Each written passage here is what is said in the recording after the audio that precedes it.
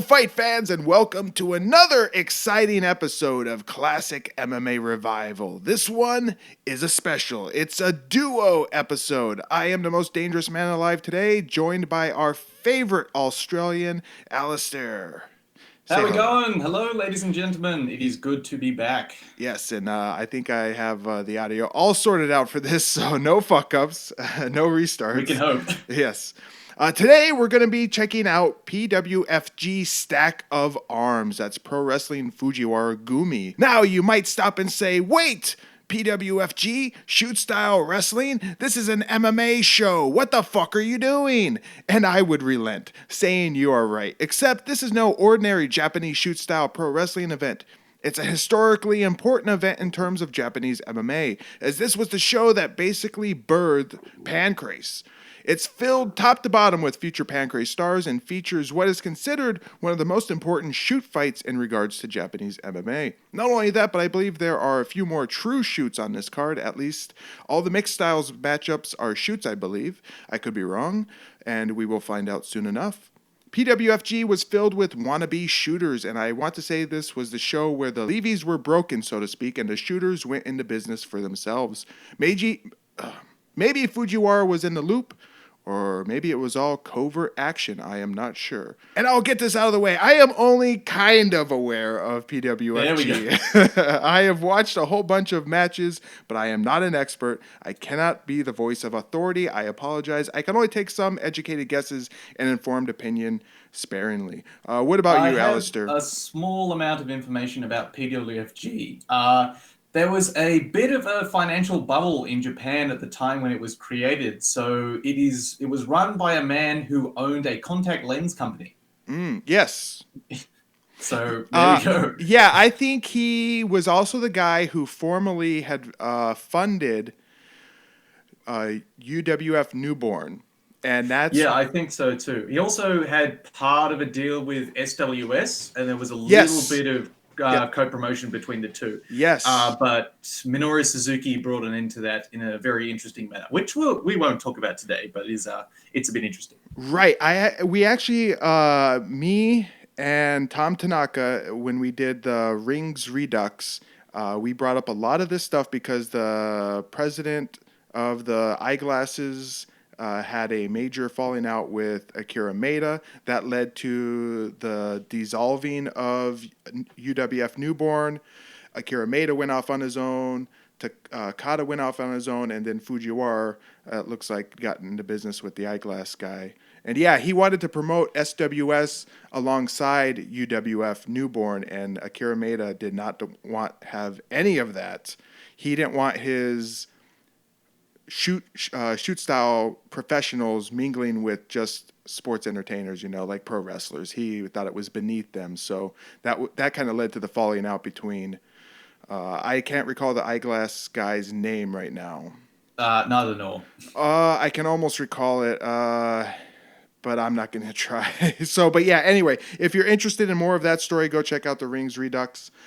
Anyway, our event here was held on October 4th, 1992 in Tokyo, Japan at the Tokyo Dome, drawing 25,000 fans. I think we might be treated here to 9 fights, although there was 10 matches on the card. I think we don't get to see the first one, or I don't know. We'll just have to see because I haven't watched this in full. I think we get everything. I just think a few are shrunk down. Yes. I was going to say that. I think we get a condensed first matchup because that was the longest matchup on the card, and it went 30 minutes. But our video here is not long enough to contain that whole fight and then the rest of the fight. So I think that's the first fight is the one that they've shrunken down. But anyway, that's all I have for introduction here. I'm ready to press play, and Alistair, he's going to press play on his end. We would have liked to have done this where I just press play, he watches my screen. But apparently, the internet over there in the outback of Australia, far from... Yeah. Do you live in a rural area, like out in the country, or what? I used to live on a farm, which was out of town. I've recently moved into town, but if I was to say our internet was 2 tin cans on the end of a string, that'd be an insult to 2 tin cans on the end of a string. Like, that is a more reliable method of communication than our internet is. So we'll see if I don't drop out at least once today. Is it still wireless based completely? No, mine's actually a cable, and I think it's fiber optic, but that's like it's pretty fancy for Australia, whereas you've had that in America since like 1992 or something. Yeah. See, my brother, he lives out in Arizona, and he works for a company that installs wireless internet for residential homes, and they have these big towers out in the mountains, and he has to go on top of people's houses, line up the radio with the tower. He uses like a little thing that tells him where to point it, how to point it, you know, what angle and all that to meet with the signal of the tower. Anyway, really cool stuff, but I assume that's what you had before when you lived out in yeah. Funny story, my great uncle was part of the team that invented fiber optic cable. Oh, and really? Then they sold the patent because no one could ever need that amount of information that quickly. Yes. So they sold it for dirt cheap. And then, it became a massive thing. And so the Fleming family still broke. Tom Edison, was he the one that came and snatched up that? Tom Edison, possibly. Notorious for stealing patents and buying patents for ultra cheap and then becoming rich off it. Anyway. Yeah, not quite. All right, I'm ready to go. Are you ready to go? I'm ready for the countdown. Here we go. Press and play in 3, 2, 1, play. All right, we're going. Here we go. Whoa.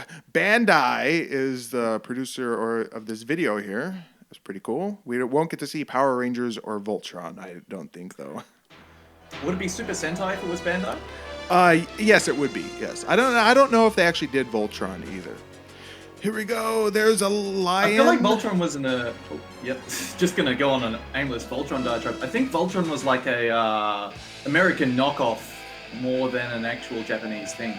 Although I could be completely fucking wrong. I am almost positive it is a Japanese thing, but it was a combination of 3 different Japanese animes that were kind of in the same universe, and they just combined all 3 Japanese animes into one show for America.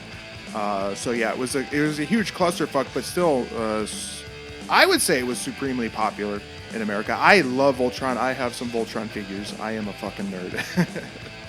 I was going to actually try out for the last season of Power Rangers. I just never got around to making that video. Oh, you're not serious, are you? I am. Yeah, they had open casting. Really? For Australia, they had because they film it in New Zealand, so you can just duck it over. Oh, okay. Well, that here we are, Fujiwara Gumi, and some. Moving on. This episode. Digest scene. I don't know what that is. Yeah, so that is our shrunk match. Oh yes, okay. And our first match is Ryushi Yanagasawa. You might recognize that name, and he took on Yuki Ishikawa, another name you might recognize. Ishikawa would be your guy because he fought in Pride once. Yes, he did, and it was Pride 15 or 14, one of those. He got his ass beat. Yeah, got clobbered to death by Quinton Jackson. That was after the Otsuka match. Yes, that was kind of like a revenge match after Otsuka got his ass kicked by Rampage, and I guess the sensei of Battle Arts was going for revenge and it did not turn out well. Yeah. So this match, I believe, is a straight shoot style matchup.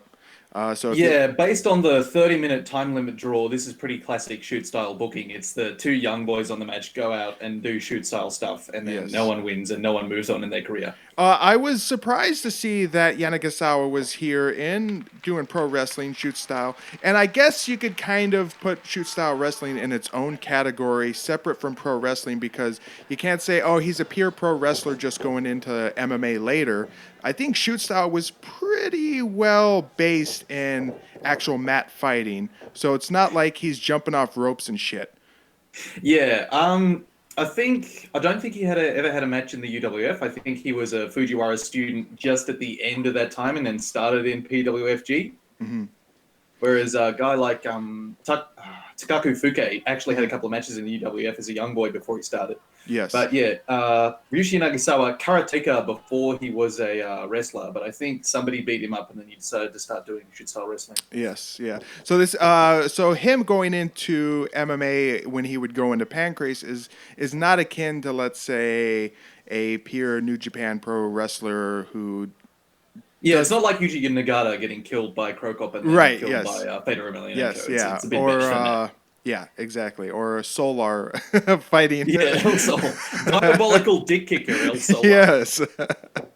Yeah, so you could put shoot style wrestling, although it was still worked and it wasn't legitimate for the most part. There's a couple cases you could pluck out here and there that were legitimate, which we'll see later. For the most part, it was all works, but still, it kind of gave a good base for these guys to say, hey, we could do this for real. I could do this for real and with the stuff I know, so... Yeah, for some people that worked out quite well. Like Ryushi Nagasawa went 500, or like 0.500 in his career, so he won half his matches and lost half his matches. But he fought quite a few dudes. I think he went to decision with Fedor Emelianenko, which is pretty impressive. Yeah, that wasn't the rings rules, but still. He was a big fella. Was he? Yeah, he was 6'2" or 6'3". I think 6'4", because he's shit. Bus Ruden's 6'0", and he's a bit taller than Bus. Yeah. And he did fight all the top guys, and he, for the most part, didn't win most of the time against the top guys, but he holds a significant win over. It's not Suzuki, is it, or am I thinking of Funaki, or did they both beat him?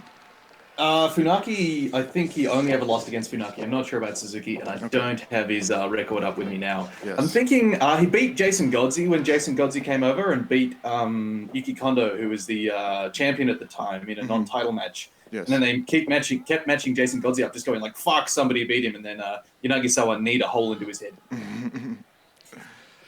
Yeah, so interesting to see the young beginnings of Yanagisawa here. And also Ishikawa, who was... Battle Arts was another... After Pro Wrestling Fujiwara Gumi kind of went belly up because everybody abandoned Fujiwara, and Fujiwara would pretty much be wrestling a invisible man if you wanted to continue to hold events because everybody left. Ishikawa was one of the only guys that stuck around with him, and then they would form Battle Arts, I think in 1996. By that time, shoot style was getting long in the tooth, and it would be, only a couple years later when Pride would kind of put the final nail in the coffin of shoot style. I don't know, is shoot style still a thing in Japan? Not really. There's Hard Kick, I think it's called, but they're all pretty sort of slow shows. Yeah. It's actually making a little bit of a comeback, like New Japan styles, a bit more shoot style, and there was more in sort of the West, actually. There's British strong style fights, and then there's the Bloodsport series. So there was Tom Lawler's Bloodsport, and then there's going to be Josh Barnett's Bloodsport pretty soon. Yes, yeah. Josh Barnett is going to be wrestling Tom Lawler. So that's not a work. That's a shoot, or is it? It's work? That's definitely that is. It's a pro wrestling show. Okay, but I think it's going to be all shoot style. Well, Tom Lawler just did an interview with Ariel Hawani. I wanted to call him Ariel Hawani. Yeah, and I can imagine his Ariel Helwani's head on Ariana Celeste's body, and I don't know how I feel about that. And he said that he was not going to go into pro wrestling because it's just easier to make quick money in MMA. But then I seen that he's, doing this program with Josh Barnett. So it's like, well, you have gone into pro wrestling. What are you saying? He's been doing good work recently. Him and Matt Riddle both have been doing a good job since they've been... Interesting octopus hold here from Yuki Ishikawa, hooking up on the foot and then trying to grab around Yanagisawa's head. But there's a reason we're not really talking about this fight, because it is traditional. It's traditional shoot style. Yes. It's just sort of, we're going to do slow groundwork with each other. Yeah, it's not super interesting. And I'm not a shoot... I like shoot style for the most part. I guess it depends on which type of shoot style you watch. I would say the best flavor of shoot style would eventually become Fighting Network rings. They would put on pretty good shoot style matches. And some of the matches we see later, the more shooter stuff, is actually really good. I want to say that they have the weird mixed style matchups, which I think are both a blessing and a curse, because you could see like the beginnings of like an MMA sort of forming there. But unfortunately, they hamper the guys that they bring in, like the kickboxers. They hamper them because they have to wear gloves, you know. I don't think they have to wear gloves. I think they have to wear gloves if they want to throw closed fists, strikes with a closed fist. Ah, yes. Yeah. And my son has So entered. it's still hampering, yeah. It's still making it way easier to armbar them. So my son has come to say hi. Say hi. Hello. Say hi. You gonna watch some wrestling with Daddy, or are you gonna get bored pretty quick here? He's going to get bored pretty quick, especially if he's watching this match. Dueling toe holds, what would become a staple of actual Pancrest later on, but it's not real, so there's no real. There he goes. He's departed. Yeah, so there's no real tension. Whereas with real dueling toe holds, you're like, whose knee's going to explode first? So it's actually a fun sort of weird spot in a match. Yuki Ishikawa actually owns, I don't know if it's an academy in America or he owns like a academy in Japan, and then is related to an academy in America owned by Santino Morelli, who was interesting stomps to the back of the head there. Cool shit. Santino Morelli, who wrestled in the WWE recently. He had a sock on his arm. There was a snake. Yes. Santino. He just went by the name Santino, and he would put on like I guess not really a stolen gimmick. He made it his own. Like Mr. Socko. But he would put on the Cobra, and he would do the quote MMA. He would do like really shit attempt, and it was purposely shit attempt at MMA. He would do he was a comedy guy. Yeah, he would do like little spin kicks and little punches, and it was really funny when he would do it though. I enjoyed that part when he would do the quote MMA. He called it.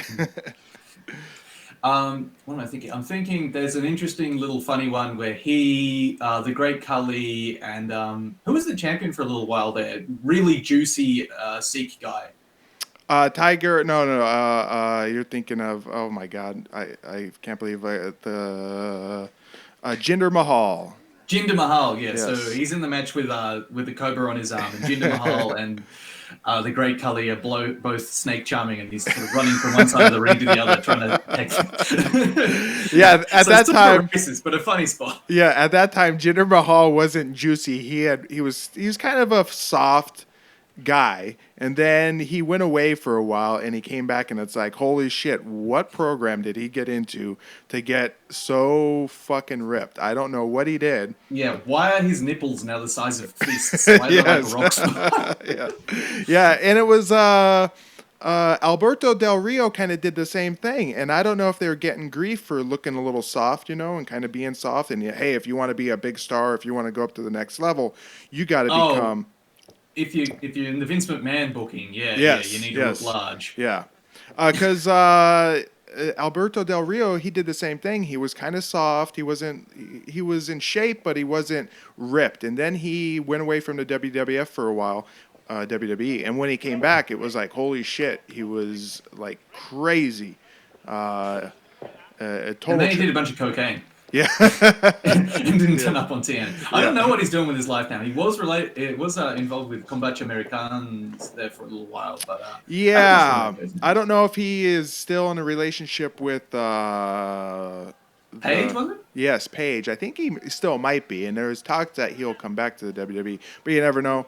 Maybe he's just living a good life off of her paychecks, you know.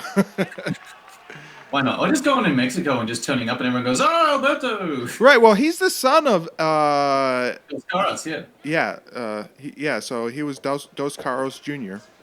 Yeah, and nearly got killed by Crocop. Yeah, and that is I would love to do that for MMA Oddity, but since we're going to watch it for Pride, there's really no reason to. We'll just watch it when it comes up in Bushido 1 or 2 or something like that. 1, I think. Yeah. Because Bushido was like the best 2.0. And the match has ended. The match we paid no attention to thankfully. So that was a match. Yeah, and there you go, it was a draw. Shoot style draw, so there wasn't really much to see. And thankfully, we only had to endure about 11 minutes of it.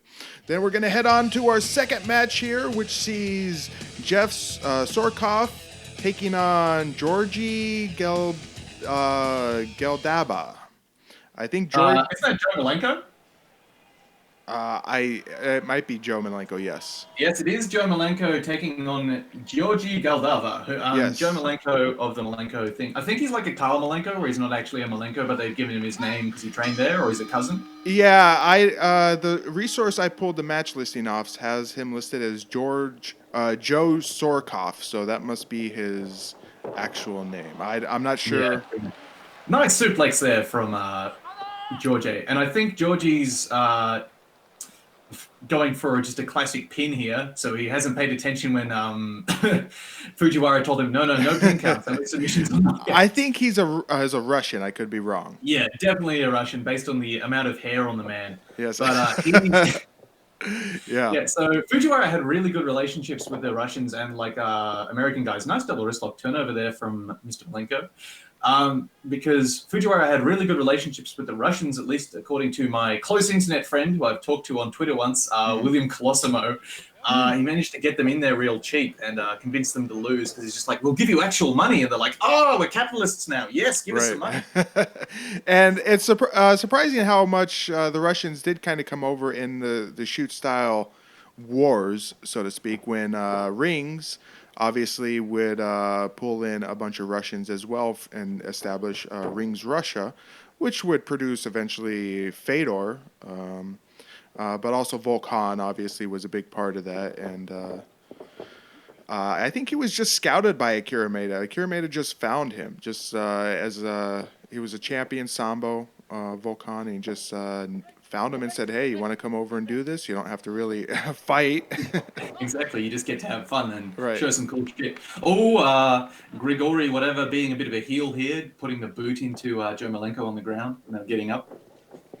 Though I don't think any of the Russians were invited over to Takada's little league there, UWFA. I think they kept it strictly sort of Japanese-based. You know, they would pull in Americans. Japanese and Americans. So they had Gary Albright and Super Vader there for a little while. Yeah, Dan Severn wrestled a couple times. Oh, yeah, he did too. Yeah. Do we see Dan Severn today?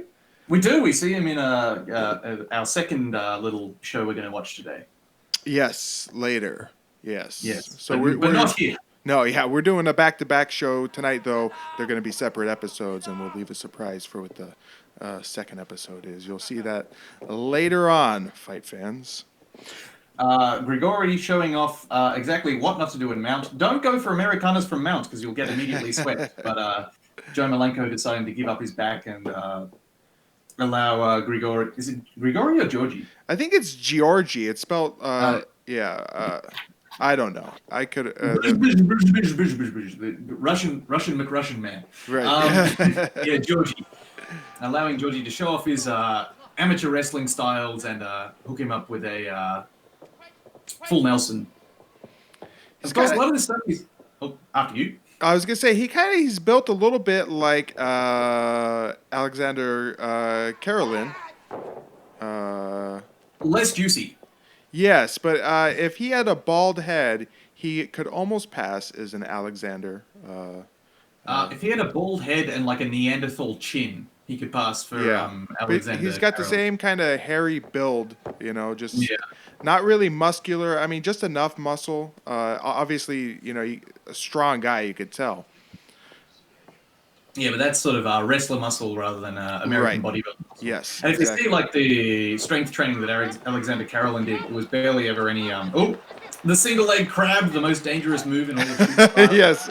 Look how pumped Joe Malenko is to get it. But yeah, if you look at the sort of bodybuilding, there's a lot of kettlebells and throwing around rocks and shit like that that Karolin did, and not very much American-style weightlifting. Yeah, and I'll say probably not a good idea to wear vibrant blue here, because as the sweat begins to roll down his back, it's going to look like he shit himself. Sort of a chop there. He just sort of fucking chopped him right across the side of the face. And here he goes, back to that same pin, taking the top. So I've got no idea what... I don't think Fujiwara is very good with his Russian. I was explaining. Right. There's no point pinning him. Just... going for the Fujiwara armbar here, trying to extend out that arm. Cool shit. But it is funny seeing all this sort of amateur wrestling move because you're seeing it a lot more in MMA today. Chris Weidman and what's his fucking name? Just got signed to the UFC. Ben Askren. Yes. Oh Yeah, a yeah, lot of yeah, this sort of yeah. wrestling rides and turnovers shown. Yeah, I think it'd be interesting to see who they could get Carolyn Lift! interesting who they can get to actually beat Ben Askren. I think at wrestling, if he gets on top of a guy, it's almost going to be like how Khabib is able to just dominate and control once he gets a guy on the ground. Okay. I have a thing about Khabib. I think he lost the decision to Gleison Tebow. You think? I think, yeah. Despite taking Gleison Tebow down, he never held him down for any particular period of time, and Tebow gave him a lot of trouble. So I think that was a split decision, and I think Tebow should have won that one.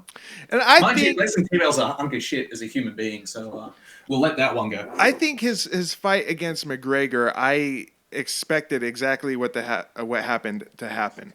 Conor McGregor is sailing around the world on a $30 million yacht.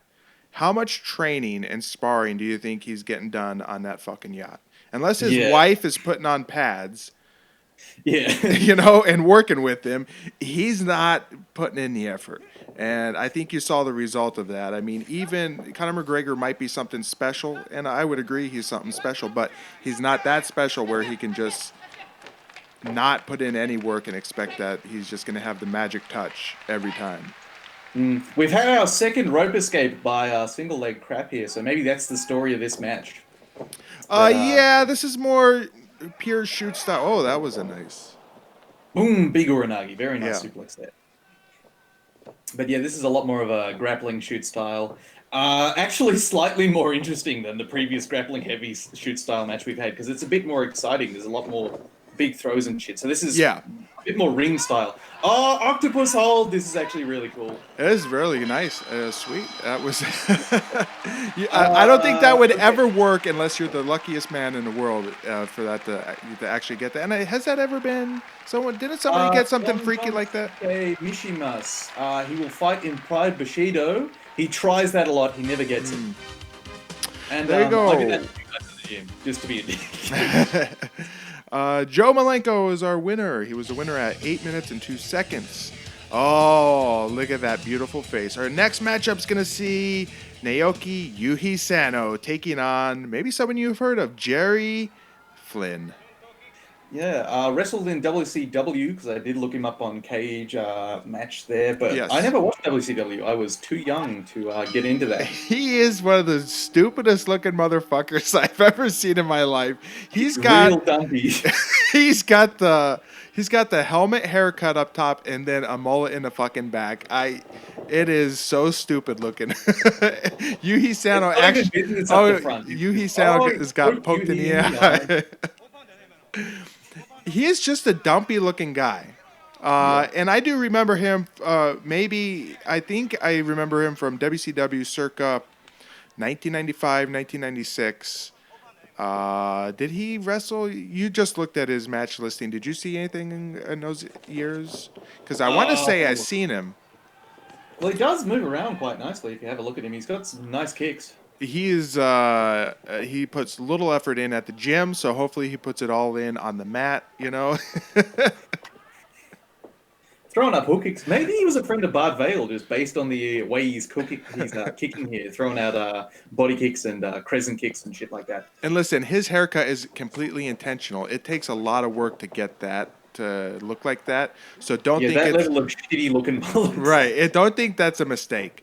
He spent a lot of time to make it look exactly like that. All right.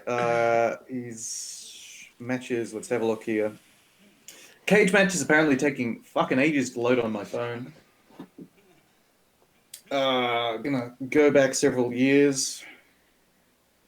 Nope, still loading. So Yuhi Sano's on top here. I like Yuhi Sano. I never realized how small he was, though. And I think if he was a couple inches bigger, he could have been a bigger star. For a while there, he had a good run, but he was always second fiddle to Takada. Yeah, he He was a UWF. Was he ever a UWFI guy? Yes, he was. He Yes. They did. must have left PWFG when the other guys Yes. left, and then gone over to hang out with Takada. But yeah, a lot of the shoot style guys actually like shorter and sort of in a body smaller than your traditional wrestlers. Yes. I think Yuhi Sano is the typical height for a Japanese person, Japanese man. He's probably what 5'6" or 5'7". I think if he calls himself 5'9", that's pushing it. Seems to have had a feud with Razor Ramon, Scott Norton. Yes, maybe that's where I remember him from. He didn't have a big run, and I want to say, I could be wrong here, and I'm sure that there's more astute pro wrestling fans in America who will remember. I think he was done and over by the time the NWO rolled around. Last matches were in 2000 against Tank Abbott in apparently shoot match rules. I might have seen that one. It wasn't really shoot match rules. Tank Abbott's run in WCW was great, though. I loved him in WCW. He would come out, he would do the little jig. I thought when Vince Russo, it was kind of reported in the dirt sheets that Vince Russo wanted to strap the belt on him when they were going through the crazy Vince Russo chaotic time of booking. And he just wanted to throw the crazy... From Yui Sano. Yes. Oh, is he going to Boston grab him? Please, Boston grab Yui. I don't think it's going to happen. But I guess during the chaotic period when guys were leaving WCW and Vince Russo was struggling to keep it all together, he floated out. Tank Abbott wins the heavyweight belt. I was down with it, but I think that was the last straw, and they fired Vince Russo when he. I completely understand firing Vince Russo. He thought that the brawl for all was a good idea. Yes, well, and. You know what? I booked Bart Gunn into a fucking corner. Bart Gunn into a corner immediately afterwards. Oh, did he? Yeah, because he had him just lose. So he booked him against Butterbean. Yeah. Which Butterbean was completely stupid. Yes. Butterbean's legit, like, despite fighting a lot of people without Wikipedia pages, he's still an excellent boxer. Oh yeah, he was the king of tough man contests in America, bar none. So, an incredibly dumb idea, and then just had him just lose like 5 matches immediately after buried him. Yeah. Yeah, and then so he left and then went to MMA and had a match against my favorite fighter in the world, Ikehisa Punk. Yes, I did want to, if I ever get around to doing Pro Wrestlers and MMA Part 2, the 2000s and beyond, that was one I was going to cover. Not sure if I'll ever get to it, at least anytime soon. We'll see what happens. It's Bushido 13, so it might be in like 2022 when the rest of the world has ended and whatever. Yes. You'll just be on your own, just in a bunker. Right. Whoa, nice spin kick there from Jerry Flynn. I like Jerry Flynn stand. Oh, nice high kick too, and a good cuffing strike. Oh, he's been double-legged in the shittiest manner possible. Yuki Sano. This is what annoys me about sort of early shoot style before they quite work out how to do it. And this is sort of right before they figure it out. So there were guys like Funaki and Suzuki himself. They worked out that to make shoot style look good, you made it hyper real. You made it you made it with real moves, but you just chained them together in a way that just would never work, and you'd never be able to pull that much cool shit off in one match. Right. Whereas this is just, let's just do, pretty standards shit. Right. Once we get on the mat, I just kind of go for this for a little bit. You get out of it. We get back up to the feet. We'll eventually go back down to the mat. You try and go for something. Oh, nice little combo there by exactly. So Jerry Flynn is apparently better at shoot style than Yuhi Sano. Whoa! I nice noticed. To the head too, yeah. Yes, I noticed Yuhi Sano has SWS on his boots. So I don't know if he was an SWS guy coming into this and representing SWS. SWS was a kind of a crazy American style promotion that had a lot of crazy gimmicks, almost new generation era gimmicks in Japan at the time. They also had a bunch of like unintentional shoot fights. Oh, did they? Koji Kitao decided to no sell everything against. Oh yes, Earthquake. Against Earthquake. Yes. Yeah, so that was a big one that gave Koji Kitao like his shoot reputation for no Yes. reason. Yeah. And then Minoru Suzuki completely ended all relationship between PWFG and SWS because the guy was no selling what Suzuki was doing, and then Suzuki just started just legit palm striking him, and the guy just got sick of being in the ring with Suzuki and just left. Yeah, that Koji Kitao versus Earthquake match is kind of weird because I don't know if Earthquake was actually wanting to come to blows with Koji Kitao because he just seemed like he was like in a standoff yelling at him. And Koji Kitao was, no selling every move he was doing, and it pissed him off. But I think Earthquake did not want any part of Koji Kitao. Yeah, I think Earthquake just wanted Kitao to be a fucking professional and do his job. Yeah. Though Koji Kitao was not, as it would turn out to be, that scary of a guy. That was a nice transition into an armbar there from Yuki Sano. That's what you want from shoot style. You want cool shit. But now they're just going to sit here for about 5 minutes. Yes, as he works this armbar. And Yuki Sano is very sweaty. Yeah. And then rather than like trying the armbar, he just sort of just gives up on it and gives him the straight ankle lock. Yeah. If you want to see someone get out of an armbar into a straight ankle lock in an actual cool manner, watch Frank Shamrock versus Manabu Yamada in their first match in the King of Pancras tournament. There's a really cool escape because he yanks his arm out and then just jumps on the ankle lock, and you can just see all the muscles in Frank's ridiculously shredded body just pop out all at once. Whereas that just looked like, okay, I'm going to let go of this armbar now. You can have the ankle lock, okay. Yeah, so as I was saying, just briefly, I don't know what you think about it. Koji Kitao, as it would turn out, was not somebody to really be scared of. No, his only win in mixed martial arts is a worked match against Nathan Jones. Yes. Nice kick there. I saw the sweat going from Yuki Sano's head, so I think that was a little bit harder than they wanted it to be. Oh, nice. Big belly suplex too. That's what you want. Come on, shoot style. Oh, and straight into the double wrist lock. Nice. Yes. I finished the match there. Oh, look at that. He's selling the arm too. I think, Koji Kitao, you can't blame him for getting surprise kicked in the head by Takada. That happens. But then when the Pedro kicked his ass, and Pedro was giving up like 100 pounds, it's like, or whatever he was giving up, 75 pounds, whatever it was like, oh, okay. On to our fourth match here, which sees Alexei Medvedev taking on Bart Valley. Look at that beautiful banana hammock yellow. It's almost like Borat. This fucking guy. Yeah. And Bart Valley in the American trunks. Yeah, Bart Valley is like king of mall karate. Yes. And he does look like he should be training. He should have a little strip mall karate dojo where he teaches kids circa the foot fist way, Yeah, I think Rex Kwando from Napoleon Dynamite, I think that might have been partially based on Bart Vale. Okay. Mind you, I've actually watched Bart Vale's instructional tapes. There's some really good shit in there. So I think he had like the knowledge. I just think he had no idea what to do if anyone was actually going to hit him in the head. I am just amazed at this neon yellow character here. Sergey, what did I say his name is? Alexei. Sergey. Alexei Medvedev. He looks like he also has the Borat haircut and almost the full-fledged Borat mustache. So we have like Eastern European porn star taking on American porn star. Yes, exactly.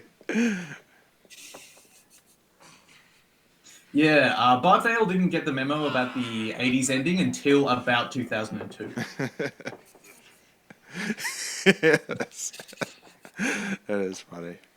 Mind you, this is some better shoot style. Like, I liked Bart Vale's rolling sort of leg escape there. That got them into that little leg lock fight before they stood up.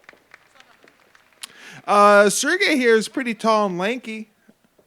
Yeah, Vale's like 6'2" and 250 pounds, so Sergey must be a huge dude. Where's Alexei? He's just getting smacked straight in the forehead here. Yeah, Bart Vale, he took the shoot into shoot style. Yes, and he was setting up the leg kicks there. Now he's just straight up kicking. But I was digging that for a minute there. He was doing a smack to the forehead and kicking. Yeah. Good way to do palm strikes, actually, if you want to sell them properly, is to just whack them right on the top of the forehead, because you can make a good slap and then nothing will happen. Right. It's have you seen the Bart Vale versus Ken Shamrock match? I have not. Yeah, so that's how he wins that much. He does a bunch of palm strikes to Ken's head, and then kicks him in the arms, and That then was Ken in falls. Pancrase, early Pancrase. No, that was in PWFG. Okay. That Yeah, that was was how Bart Vale got his shooter reputation. okay. It was a He shoot was, match. no, it wasn't. It Oh, was definitely. okay. Well, Alexei here is really exerting some energy. Nice head scissors. From the bottom. Yes, nice head scissors there. Yeah, Tsuyoshi Kosaka would use that escape quite a lot in legit fights. Yes. The scissors. So Parvale onto some interesting shit. He just, never stress tested any of it. Mm-hmm. We're going here for almost. I got a headstand to escape the ankle lock and then get into a so love it. I just love Bart Vale for some reason. I'm not sure why. I think it's just the sort of 80s karate aesthetic that just sort of really lines up with my interests in life. Yes. So Alexei here is doing some nice selling. Well, actually, his leg might be a little bit hurt because Bart has been punting it for the past, a couple of minutes. I wonder where they drummed this fucking guy up from. Eastern Europe somewhere. I mean, he's probably like, fuck, why did I sign up for this? I expected this to just be, a light workout. Because his legs, I'm sure, are feeling those kicks, although they're not super forceful. I can see some redness coming from the back of the leg right there. Yeah, but that is sort of the danger of shoot style. You'll go in against a guy who'll just start whacking you a lot harder than you're expecting. Yeah. And then you'll end up chucking a bus route and just elbow KOing him and then hoping that he gets back up again. He's going for a hammerlock here. I don't know if almost from mount there. Yeah. Well, I knew that sweep was coming. Yeah. Yeah, so I feel like Bart might be winning this match, basically because he's not really not really selling any danger from any of Alexei's moves here. Yes. So he's going for sort of a Fujiwara style telephone arm lock here. So more cool shit, how he's hooked behind the neck and then hammerlocking it with one hand. He's gonna he got rolled there. Yep. Pretty nice. I would say if this was an actual shoot match, the guy in yellow would have a puncher's chance. I guess if it was a shoot match, but being as this is a work, there's no fucking way in hell this no-name foreigner is gonna win. So of course, Bart. I call him Valley. I don't know why I call him Bart Valley. Just because that name Valley in America, that's how it's said. It's like an Italian name. Oh my god. Oh, that was great. But I know a bunch of valleys, and so that's why I call him Bart Valley. But Bart Vale, I believe, is. I'm just going off how I've heard it said in all his Japanese introductions. It's Right. Batu Vale. Yeah, so I'm sure that is probably the proper way. But Valley is. I just know. Nice dragon screw finish to the. Or was that? That was more of a sit out to that single leg. I just know a lot of valets that's spelled the same way in America. But anyway, yeah, there's no fucking way he's losing to this fucking no-name loser that they've drummed up from fucking Kazakhstan. I'm thinking Georgia. That's yes, yeah, probably. Yeah. That's my feeling to this match. Also, based on the fact that every time he gets a takedown, he's immediately reversed. And Bart hasn't. I don't think he's rope escaped once. In the next Pride Resurrection, we get to see Dagestani Akhman Labasanov. I wonder if, and he gets in his one and only Pride. He was a Rings Russia guy, but I always wonder if guys from Dagestan, if they have multiple big gyms or what. But I know Volkan was involved with some of them. Alexei Kapilov, Stern Dad. Andre, yeah. Yeah. Yes, yeah, Andre. I called him Alexei. I'm trying to think. I think it was sort of early Dagestanis were pure Sambo guys, and that was before Sambo Yes. became like a bigger thing in the rest of the world. Right. But since then, like there's been a lot more stress testing and so that, and they've been a lot of cross training with the. Oh, there we go! Finally, a rope escape from Bart. Khabib isn't much of a sambo guy, is he? When I see him, I don't see much sambo in there. I'm maybe he has trained sambo, but I could be wrong. And I'm wondering. His start was in combat sambo, but it wasn't very much of a throws and submissions guy. He was much more of a sort of wrestling and pin guy because he can get Oh, nice moon kick there, Crescent. yeah. Crescent kick bopped him on the head with his toes, and he's fallen down like he's being shot. But yeah, if you watch Khabib's sambo matches, they're a lot closer to his UFC fights. There's a lot of wrestling there, not so much big throws and judo. Yikes! He's down again. Yeah, from a series of. Is that Yuji Shimada, our ref? I don't know. I can't see I think it might be Yuji Shimada. I could be wrong. We'll see. We'll get a close look here. That young boy, however, is Kiyoma Kunioku, who just climbed in to pour water on our jobber there. That was Yuji Shimada. I seen his little pudgy face there. All right, on to the next fight of the night, which sees Dwayne Kozlowski. I know that name. I'll tell you how I know that name in a minute. He's taking on Oleg Naniev. Shaved Bigfoot. Yes. Yeah. So Kozlowski, that guy is really hairy. Kozlowski here would also be in the UWFI, and he would wrestle Takada and, of course, lose a bunch of times. He would wear a great American getup in the UWFI, though, which sadly he does not have here. Exactly. I think if you're an American wrestler going overseas, you need to wear the full flag singlet. Right, exactly. How else do they know you're a dirty foreigner? If you know. You could do the old Stan Hansen and come out in arseless chaps wearing a cowboy hat and whipping the audience. Yes. So Kozlowski here was like a legit wrestler in America, I think. I think he was like an Olympic alternate or something like that. Yes, he was. Never made the team, and so had to make his money by going over and wrestling people. Yes, and in fact, I believe I covered a little bit about that when I did the We Love Takada final episode of where I watched April Fool's. Takada Best Bout 1992. I think I talked a little bit about Kozlowski being a legit amateur wrestler, and there's no way in hell he could realistically lose. Yeah, to Takada. Yeah, legitimately he could not lose. I have one thing that might say different. Takada did legitimately escape one of Mark Kerr's takedowns. Oh, yeah, okay. That and dropping Hickson with a body shot are the two. Yes, that was career. That was the epitome of his, or like the highest point of his MMA career was when he kneed to Hickson Gracie and he crumpled him.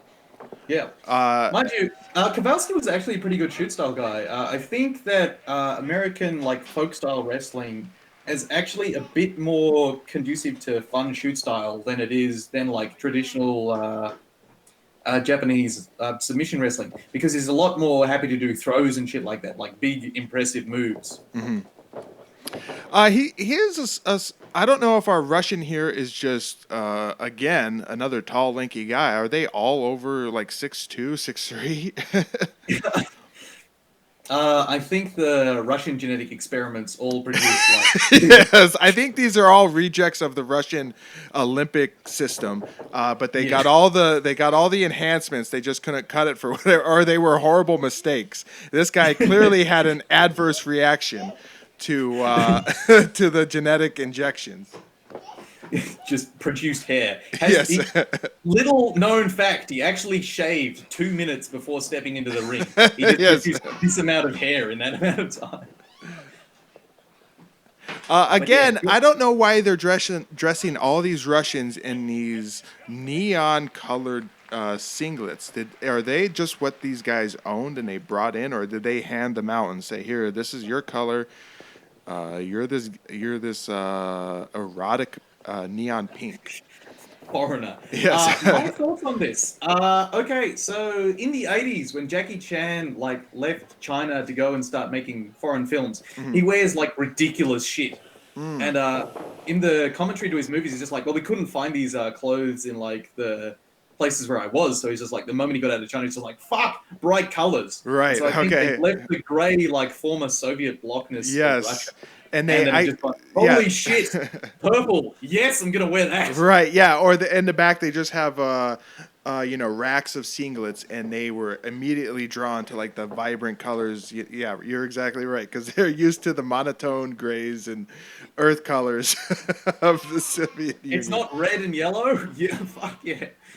Doesn't have the hammer and sickle on it. I'm gonna wear that. Right.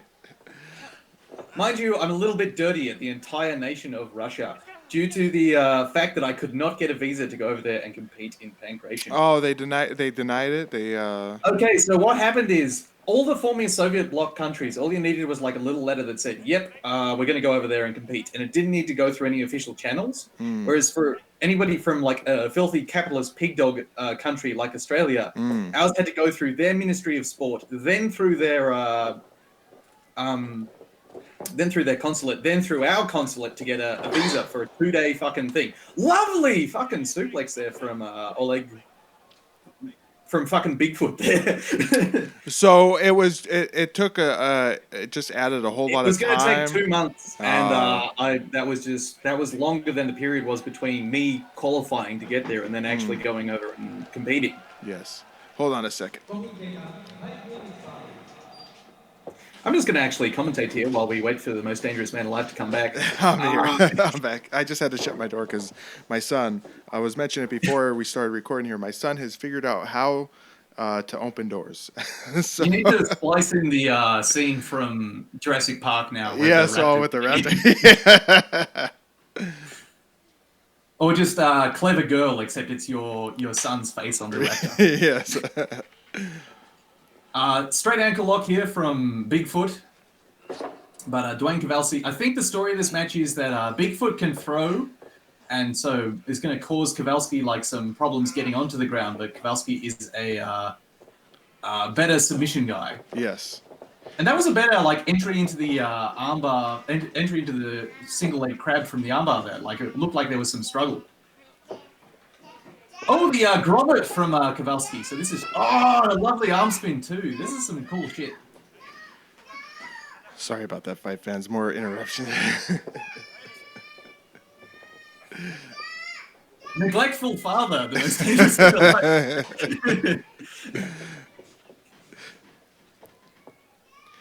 Yeah, I think we're gonna, how I said all the dirty foreigners come in to just lose. I don't know if Kozlowski here was. I don't think he was here at Pro Wrestling Fujiwara Gumi for long. I think he was just brought in for a little bit. Yeah, I think. I'm not sure which one of these, but I was talking to Chris Hazeman in an interview which I cannot publish because he actually like shot on everybody and told me a bunch of things that he shouldn't have told people. And so he said, "Yeah, we're going to do this again, and I'm going to like tell you what I can actually." Oh, okay. So 2 of the following things are false, and 1 of the following things is true. Okay. Jeremy Horn has a sex dungeon. Christopher Hazeman went to the Rings Dojo and then immediately was booked to actually start winning matches. And Akira Maeda also has a sex dungeon. So which one of those is Akira Maeda has a sex dungeon? Jeremy Horn has a sex dungeon. No way. Come on. Stop. So when Chris Hazeman went over to Japan, he spent some time in the Rings Dojo. And since he was there, they're like, okay, you're actually a Rings guy now. And so they stopped booking him like a dirty foreigner and like trying to get him to get killed by Japanese guys. They started using him as like a gatekeeper to the show. Okay. And so he's quite happy for me to say that. He's just, not happy for me to talk about who actually has a sex dungeon anymore. Okay. Well, Akira Maeda looks like he's the type of domineering egotist that would make people go into a sex dungeon. Good knees to the body here from... how are you saying it? Because I'm saying Kowalski with like a WV. He's Polish-American. I say Kozlowski. Fair enough. Yeah, so Kozlowski, and I'm pretty sure that's how. I don't think they use the V sound for W's in America. Fair enough. Even though if he's Polish, I think they dropped that because it was too confusing for dumb Americans back in the early 1900s. Oh, being a heel here, a little slap. So I think we're going to see Kowalski win. I Fucking Kozlowski. I do like how he found matching wrestling shoes for his singlet. That shows a lot of attention to detail. Exactly. Although he's doing a pretty cool entry into a calf crush here from a wrestling ride. Oh my he's God! Not putting it on very hard. And that's the end of the match. And so obviously, our surprise result there. I never expected one of the generic Russians to win. But Kozlowski, like I said, I don't think he was sticking around PWFG for long. He would go into UWFI and similarly kind of lose a lot. So we're on to our sixth matchup here. He had like a really good match where he threw the shit out of Sakuraba and Masahiro Kakahari. I remember that match. Yes. So on to our sixth matchup here, which sees Yoshiaki Fujiwara, proverbial old man, taking on Shabadze Zaor, who I believe is an arm wrestling champion. Based on our experience of arm wrestling champions in MMA, he should beat the shit out of something. Well, you would think, but let's not forget whose name is on the fucking sign outside. It's not Shabadze. It is Fujiwara. Yeah, I do actually quite like how Fujiwara wrestles because he's a little bit more traditional pro wrestling in his style. Yes. There's a lot more cool throws, and just his submission work on the ground is a lot smoother and a lot more fun. He's very erratic, and he has sort of like that buzzsaw mentality about him, but there is no way little 5'5" Fujiwara is going to be able to beat 6'5", however tall this guy is, because he looks like he's a giant. Extremely large. Yes, and he also has an Alexander Carolyn vibe going on here. Can we see his nipples on the front of the singlet? That's the true question. He has on his wrestling boots here are very pretty, like a satin sort of glossy look to them. I dig them. But I do like the socks of Fujiwara as well. I like his striped socks. Fujiwara has one look, and that is, I am extremely old. Yes. I'm in weirdly good shape for how old I am, and I wear wrestling shoes and Speedos. Right. And that's, while not one of the great looks of shoot style, it is a very iconic one. My son is going nuts outside the door. I don't know how much this is coming through. I'm hearing a little bit, so I think we might get a little bit of it. Yeah, so hopefully my mic, which is a short throw mic here, isn't picking up too much because he is going nuts out there. You just go outside and house is on fire. Right. Whoa! Nice, Bale takeover there by... Fucking, what's his name? No name for him. His name is, Shabadze Zaor. But you take a look at this matchup, fight fans, and you really have to stretch your perception of reality to believe that tiny-ass Fujiwara, who you know is going over, his name is on the sign, on the logo. There is no way he is not going over against this random fucking arm wrestler that they found. But you know the truth. Fujiwara would... Fujiwara booked his matches, though. I haven't watched this one in full.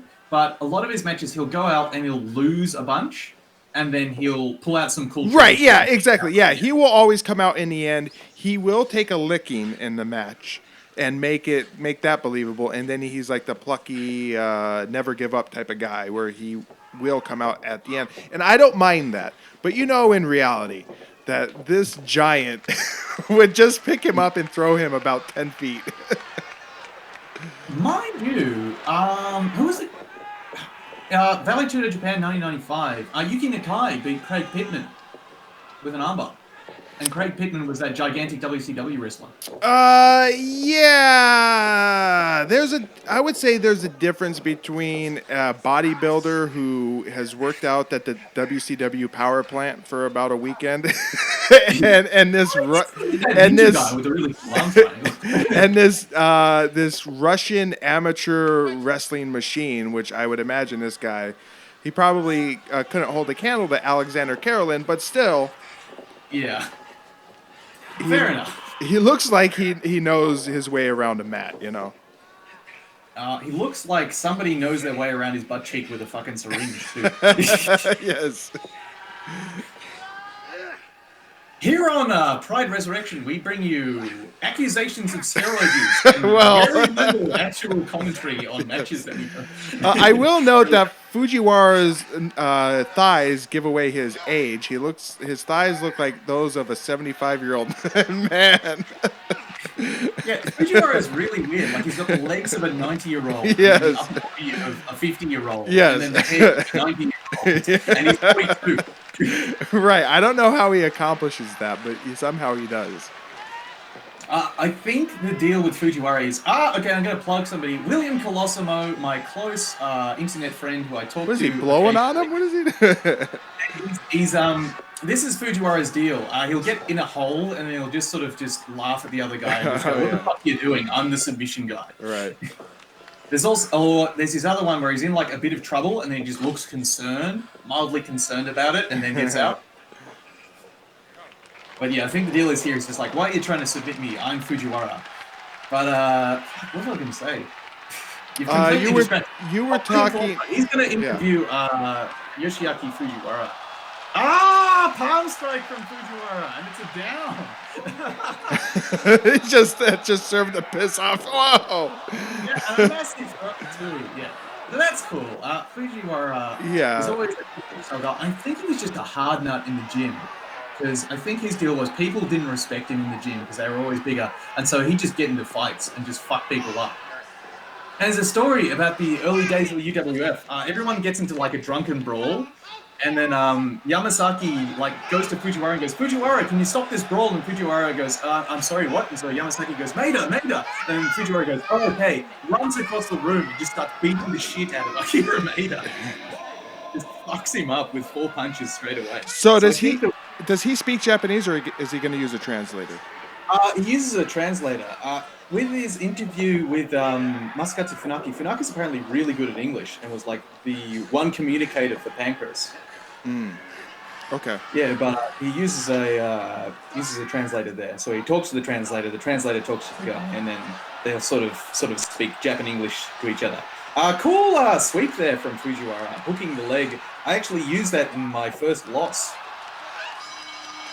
And he's got the straight ankle lock, that Fujiwara hold, which is very famous. And because he's pissed at Zadze for whatever reason, he's held onto the hold. And you are right, that is actually Yuji Shimada, a very young Yuji. And look how happy Fujiwara is to have won the match. Sorry, I was out there for a second. No problem, I was just feeling the signs. All right, so yeah, Fujiwara here. Obviously, he went over. Surprising nobody has won. Right. That was a good match. I liked it. Yeah, it was actually pretty good. Here we go with one of our first mixed styles matchup of the night, which sees Kazuo Takahashi taking on Superman Satasaba.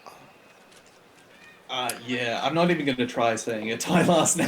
He's obviously a Thai kickboxer, and I'm almost positive that this is a legitimate shoot. Yeah, I have that feeling too, because it looks very different to your classic like kickboxer versus wrestler. Yes. Workman. Yeah, and, especially from that's true too. Especially from like the UWF, which would put on these mixed styles matchups occasionally. This does not look like one of those. This one feels. I know the Shamrock fight on this card, which is coming up later, gets all the glory, but when I watch this one, I'm like, you know what? I think old Kazuo here kind of got. Because it was less of a famous match. Yes. I can't remember who it was, but it was another Thai guy fought both Minoru Suzuki and Yusuke Fuke in PWFG. There'll be episodes of old school shoots, but I think he was from the same gym as Superman, Subtle or whatever. Kazal there kind of saved him from flying out of the ring by grabbing him. They tried to drag him off the ropes by hitting a cradle, but they called the rope break instead. But yeah, the Thai guys worked out the way to exploit the rule set was to just hang around near the ropes and then just grab a hold of the moment they were in any sort of trouble. Yeah, so if this was a traditional worked mixed styles matchup like they did in UWF, it would not be looking like this. There would be more... he wouldn't need to worry about staying by the rope. So he's done a pretty good job, though, of figuring that out. But you can obviously tell he's severely hampered himself here with the gloves. He has no grappling ability, even if he... now, I know he probably has zero grappling ability, but he doesn't even have... He can't even grab Kazal. Yeah, he can tie clinch, but that's about it. He can also throw some pretty hard low kicks, which we just saw there. Yeah. And he did boop Kazuo Takahashi on the face there before. Now, if he knew how to sprawl... which there would be no reason why he wouldn't. Some sprawl training, he might be. Yeah, Takahashi, really good wrestler, especially off the sprawl. You see it in his matches against Shamrock, because Shammy could wrestle, but Takahashi still finishes quite a few like high impact singles. And a good turn the corner there, like you could see Superman reaching for the ropes, so Takahashi changes direction completely. Excuse me, neck crank here. Yeah, so we're in this is a very Fujiwara position, that scarf hold, and now he's going for the straight armbar out of it, which is a lot easier to do because the guy can't grip when he's got gloves on. And the Thai corner jumped in the ring there and was just like, can you stop this fight? My guy's arm's broken. And you might be wondering why they are so excited he won, because I think that was they're going into business for themselves, or it was like saying, hey, we're going to have a legitimate shoot here. So that's why, as opposed to the other matches, which... there was no massive celebration. They were excited that Kazal took that fight there. And so here we go for our eighth bout of the night, which is the famous one, which sees Wayne Shamrock taking on Nakaya Nielsen. Don Nakaya Nielsen. So yeah, I think the deal with this match was Don Nakaya Nielsen had a few worked matches against Akira Maeda. And then he was just like, I never would have lost those if it was real. And so Shamrock was like, you're a bitch. Let's fight. Yeah. Because that is something I can imagine Ken Shamrock saying. Immediately dumps him to the ground, immediately grabs a massive crossface, and you could see the frantic effort that Nakaya Nielsen was putting in there to get to the ropes. Yes. So again, this feels not at all like any of the mixed styles matchups, which I gave a lot of flack for in UWF. Yeah, cool belly to belly there from Ken Shamrock, and again very Fujiwara style, this neck crank going around the head, because it's a lot easier to secure that way. And he's turned his elbow almost all the way upside down. Yeah. And I think Nakaya Nielsen is tapping, and so yeah, look how happy Ken is. Yes. Yeah, that was obviously a match that had a lot of feeling put into it. Also, just look at his fucking veins immediately stand out. But again, these mixed style matchups here are, I would say a mixed style matchup like this could only work as a work, not as a shoot, because the guy, like the kickboxer, is never going to have a chance. Now, you say that. There are two really good ones. There's Masakatsu Funaki versus... Maury Smith, not the one we see later on in this show, but they're one at an All Japan Kickboxing Federation show. That's quite good because they both like. They had an okay one at UWF Cosmos, and here we see Suzuki. Obviously, he had this towel gimmick way before he even started. Yeah. Anyway, this matchup here, real quick, is Minoru Suzuki taking on David. I'm not even going to try and say this fucking guy's last name. It's Gobijisvili. Gobijisvili. That might be close enough. Holy fuck. That'll do. So we'll just call him Dave. Yes. But yeah, and also another good mixed style match in Pancras was Minoru Suzuki's second match against Maury Smith. Suzuki looks a little hot here. I think he might have seen the previous matches, and he might be getting a little excited here. Also, he's just a lot better at pro wrestling than a lot of the other guys. There's a reason why he's still wrestling today, and a lot of the other guys aren't. I think he did have more of a traditional pro wrestling sort of beginning in New Japan Pro Wrestling. So he and Funaki both started sort of around the same time. I think Funaki started a year earlier. Mm-hmm.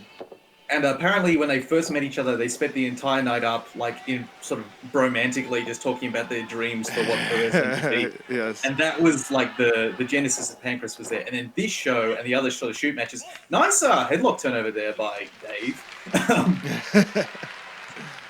But, yeah, so this and the other shoot matches in PWFG were their sort of, like, deciding factor that they were going to go into business for themselves. Mm-hmm. But yeah, he had a lot more of an understanding of like a traditional pro wrestling sense than a lot of the other guys did. Funaki had great shoot style matches, but his more traditional pro wrestling stuff isn't as good. Whereas Suzuki can sort of go into any style, whether it's like comedy, traditional American style, shoot style, and do like a really good job. Yeah. Nice big belly to belly there too. Though I know, and Suzuki's had a great run here, and he's pushing 50. Yeah. That everyone talks about, but Funaki actually had a pretty impressive run. I don't know if he deserved it, but they immediately slapped the championship on him when he came, and it was circa, I want to say 2012. Yeah, he had quite a few good matches that I remember, but just not to the same level as Suzuki. And there was a match in Inoki Genom Fight's new promotion, like Next Exciting Wrestling, that Funaki had, and it was just kind of shit. And that was shoot style, and it was really disappointing. But I will say that he did get, like, I'm pretty sure he won the All Japan Pro Wrestling Championship. I think so too. Like, he's a good wrestler. Like, there's a lot of worse workers out there, but I think just. But that might have been undeserved. I think just his name and fame when he came into pro wrestling, because when he retired after his fight with Hickson, and he wouldn't fight again until he fought Sakuraba. During that time period, he did absolutely nothing that I can find. He wasn't in pro wrestling. I don't know if he was a trainer or what, but he was commentating Pancras and he was training at the dojo. Okay, because he kind of just fell off the map. But then when he came back for a string of matches, after those string of matches, he did nice foot sweep there from Dave. He did enter into the world of pro wrestling, and I was surprised that he was immediately like booked at the top, at the very top. He's still a big name. Like, he was sort of the most shoot famous of like the big three of him, Maeda, and Takada. Yeah. Lovely. Like, this is some cool shit going on here. Let's stop bullshit. This is some good shoot style. Like, I like that big pickup turnover. I saw that in a Billy Robinson instructional, and I cannot wait to try it out in the fight. Although no one goes to all fours as like a defensive position anymore, so I've no idea if I'll ever be able to do it. Right. When I was looking at this guy's name, and this might be apt, I wanted to say Goliath, because his name is kind of gibberish, but it looks almost like Goliath. So, and this is a true... I think Dave Goliath is a good wrestling name. But he is definitely a Goliath here to Suzuki. Yeah. But Suzuki, you could believe, actually winning like this sort of match. And especially like the energy he's putting into it, because he was hitting some hard palm strikes. Like, he whacked Dave with one earlier, and Dave like rubbed his face up. It was just like, come on, mate, we are supposed to be fake fighting here. Right. And a lovely big suplex too. So there's some good like storytelling in the match here. Like, it's pretty even on the ground. Dave's got it on the throws, but Suzuki can deal with him like in a stand-up fighting. And Suzuki, I think the ref is trying to separate him here, but Suzuki does not want to let go. That is a massive like difference between like worked and shoot matches. So shoot matches, the moment someone grabs the ropes, they both go, oh, okay, and let go. Right, yeah, Whereas exactly. in a work match, they're just like, oh, I'm just going to hang on to this for 5 minutes to be a cheap idiot about it. Right. Oh, look at that back take. That was really cool. And a nice rear naked choke here. And it looks pretty tight too, even though there's plenty of room. Right. Oh no, he's going to tap. What a cool match. And Suzuki's holding onto it. Woo! So again, the celebration here is almost as if this was a shoot. Yeah, but I think Suzuki and the rest of the crew understand that was the energy that they had to bring to the rest of the show. Yes. Because that felt work to me. Yeah, and I think it was work. Match. It was work too. Yeah. Good shoot style, but yeah, still that was a fun match. I definitely that was out of the shoot style matches, that was my favorite of the night. That now it's time for our 10th and final match of the evening. Fight fans, which sees Masakazu Funaki rocking that mullet, taking on Maurice Smith. This is a mixed styles matchup. And I don't know who Maurice Smith's manager is, but he got really involved in a lot of his matches. Like, he stopped the match against Suzuki. He jumped in the ring and grabbed his hands off him. So obviously he really liked Mo Smith. And I don't know the love affair that Maurice Smith was having with Japanese shoot style, because he obviously had been featured in UWF. So I'm not sure how that relationship started. But they they liked Maurice Smith because they... I think they did too. I think he was a very big sort of kickboxing name. Like, I don't think he ever had one of the big K1 champions or championships or anything like that, but he did have sort of a lot of the smaller ones. Once fought Don the Dragon Wilson, who later went into films, but I think he just sort of understood the business and could do a good match. I think that was part of the deal too. Yeah. And I think he has fought all three of the Pancrase founders in one way or another. He fought Suzuki at the UWF Cosmos event. He drew blood. Yes, we are hybrid wrestlers and nearly killed him. Yes. Then Road to the Championship won, and he's fought Funaki twice. Yes. Yeah. So and then Shamrock. Yeah. Twice as well, I think. Was it just once? I think it was just once. Yeah. Why am I asking you? I'm the yeah, you're the fucking Pancrase expert. But that's just interesting that he has, in one way or another, he has fought all three of the Pancrase founders. Also saying, this match has shoot energy because Mo Smith has his normal face on, which is just, what the fuck are you doing? Well, like I said, in that Cosmos mixed styles matchup against Suzuki, he drew blood against Suzuki, so he was popping him pretty good. Yeah, but that's also a thing with Suzuki. Like, he and Suzuki understood that was the energy they had to put into the match, and was one of the better fights on that card. Especially with Suzuki belly-to-belly suplexing him out of the ring. Right, Funaki here is sporting pretty much the Pancrase gear. Yeah, I'm gonna definitely call this shoot because we'll see how hard Smith was gonna punch him there. Exactly. So I think they've sort of agreed to a hard sparring match.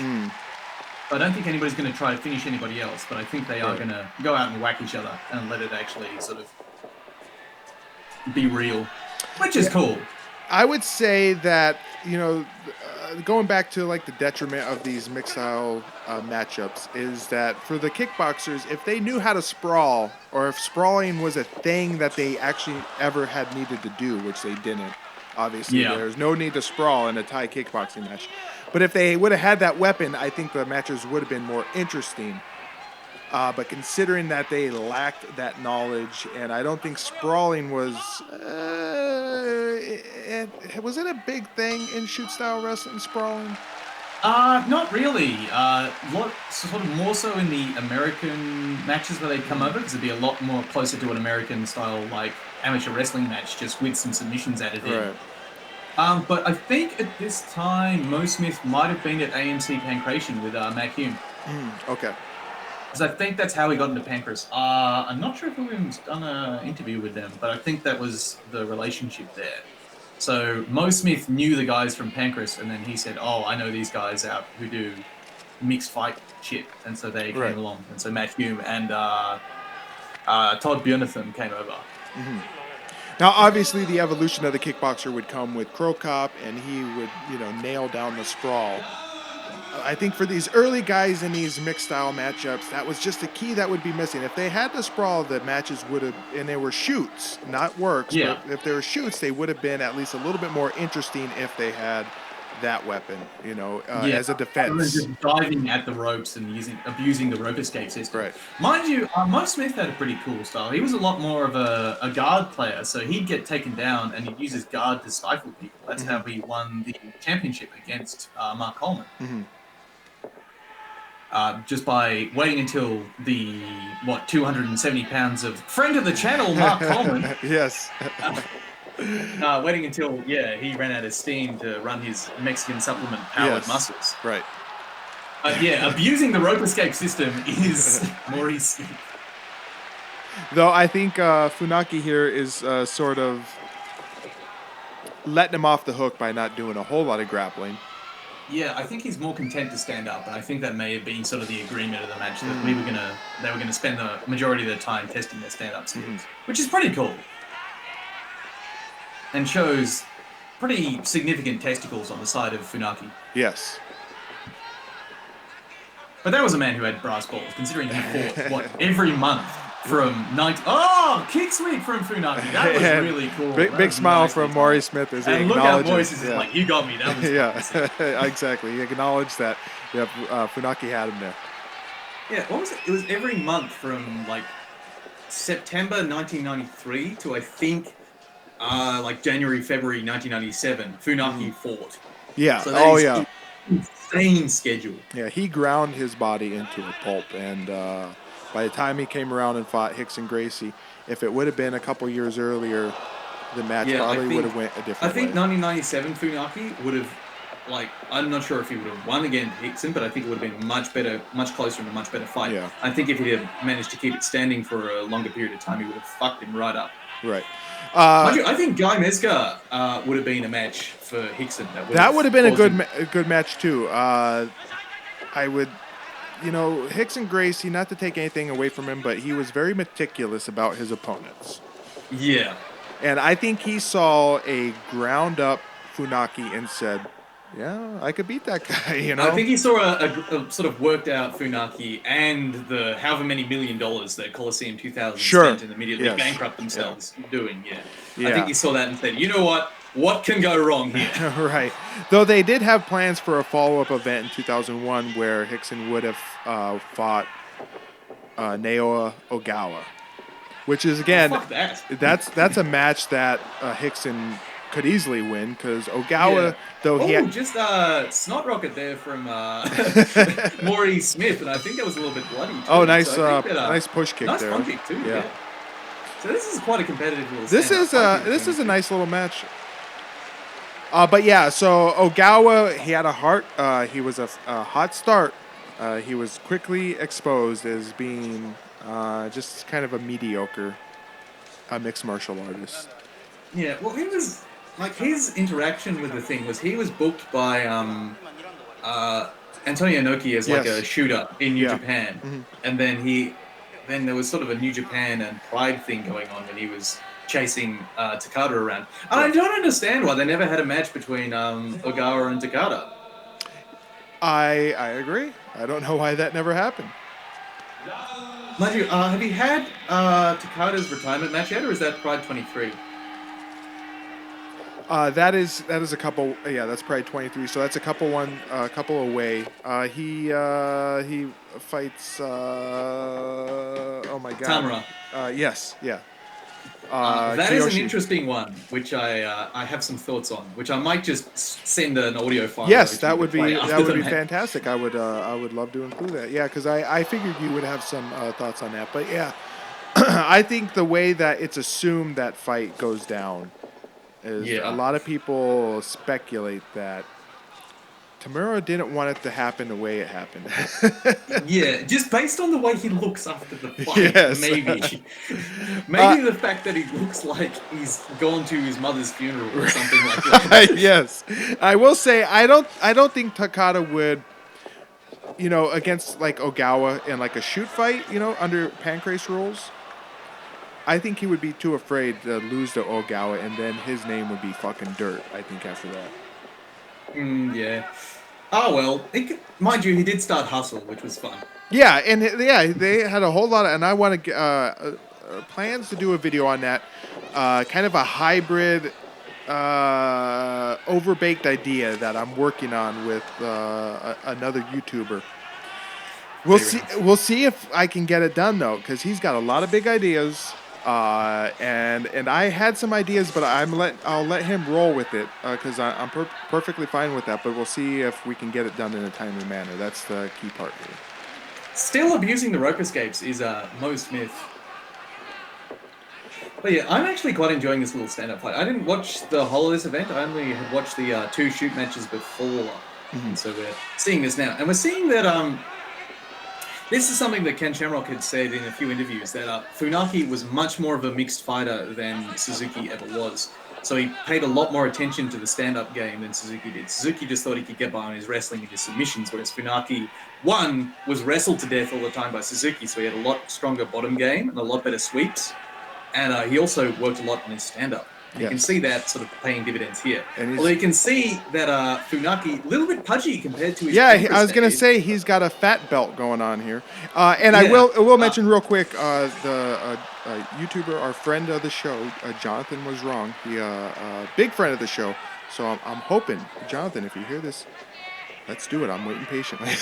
I'm waiting, and I want to do it. And big plans for it, so hopefully we can get it done. Fair enough. Good chopping right there from... oh, look at that! It was a sprawl! And he popped Funaki pretty good there with that right. Yeah, he's whacking him. So yeah, Mo Smith getting a bit serious now. I am surprised that the audience they were able to pack in for this show.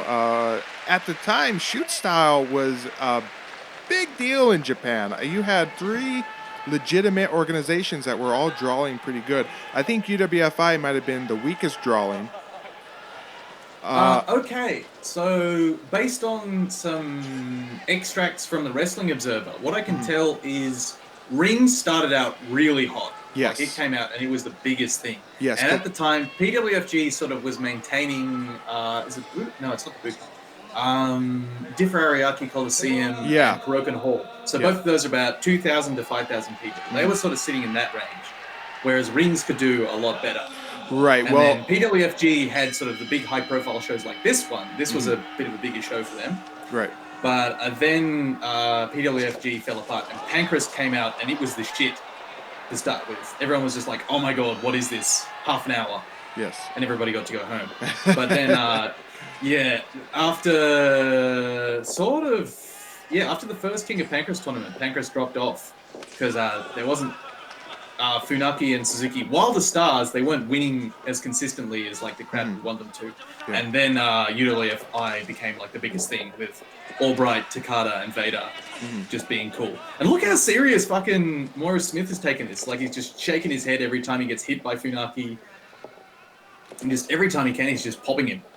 You bring up a lot of stuff that is interesting that I do want to talk about to the detriment of the match going on. Well. They're not tuned in to watch actual fights. Right. Just talking about immediate sweep and rope Maurice had Mount there for a moment.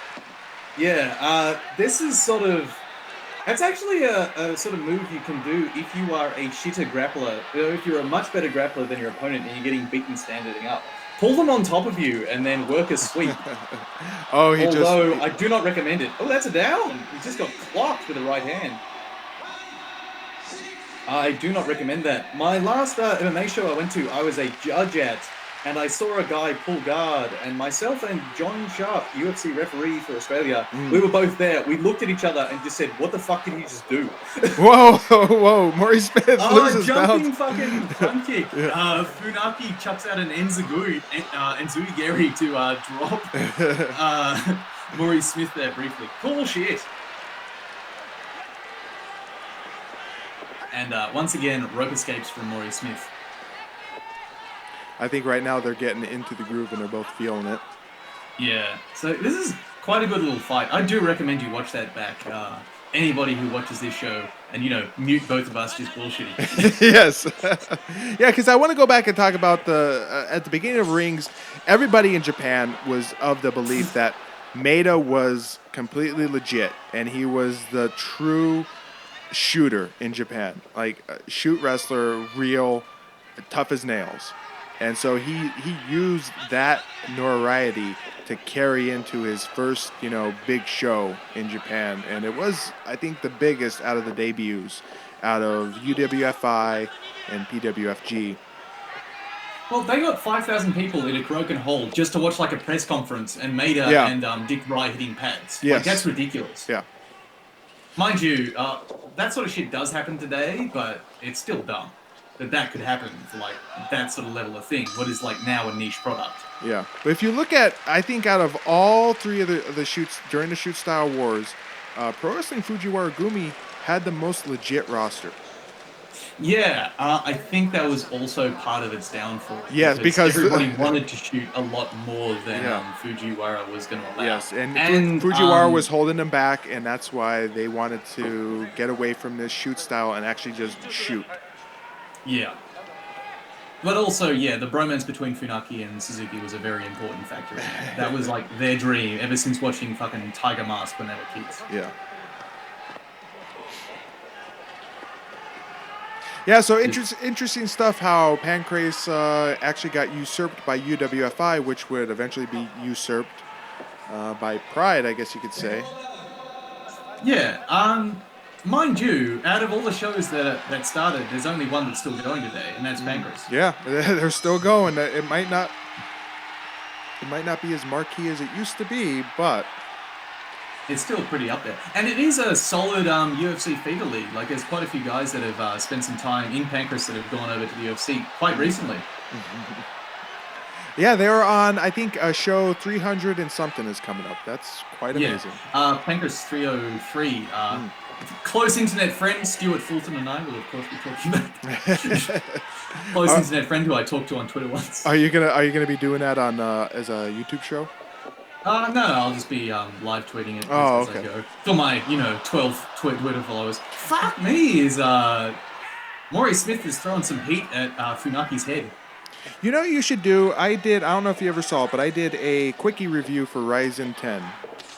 The one and only I ever did for like a quickie review for modern MMA.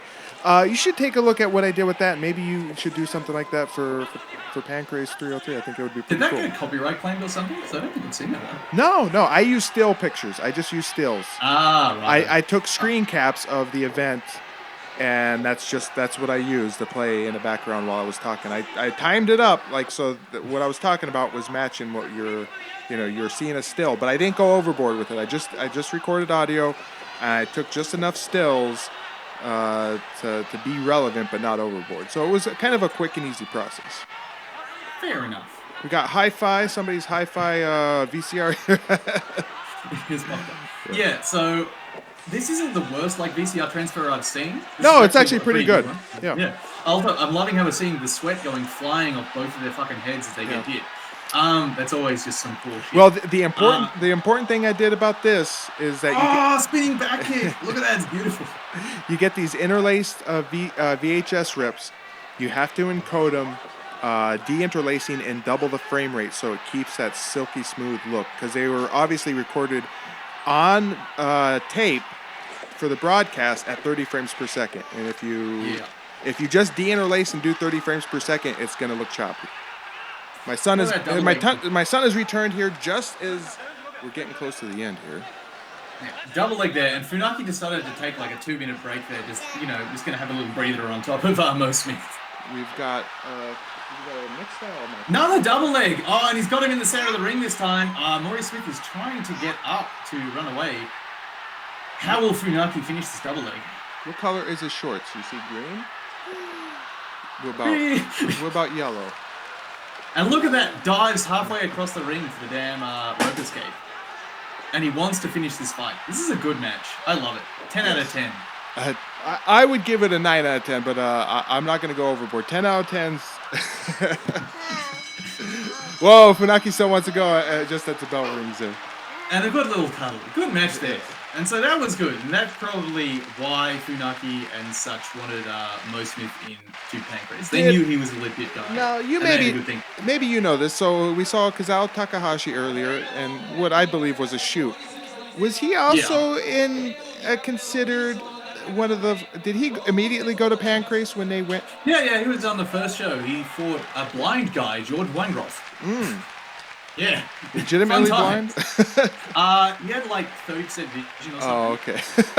He's just like, I have no idea why he was in that. He's like, yeah, he's fighting him. He goes, come towards the light. So I can. Yeah, and he by like high kicking him several times. So a move that he had no way of stopping. Oh, and there we go. That's the end of our Pro Wrestling Fujiwara Gumi broadcast here. We get some highlights. Well, I enjoyed that. It was a quick, condensed little show. We got, I assume, most of the filler was cut out, obviously, for this VHS rip here. I'm sure live, this was probably a 3-hour affair. Well, I'm pretty sure everyone knew they were just getting beers and snacks during that opening Young Boy match, and then actually would turn up to watch the rest of the show. Yeah. So pretty enjoyable. I liked it, and we talked about a whole wide range of topics here. I like that. You know, definitely we discussed a lot of stuff in this episode. Yeah, it was a good chat. I don't know how much was related to the actual fight. Right. So I hope match of the show. What would you say? Rate the show?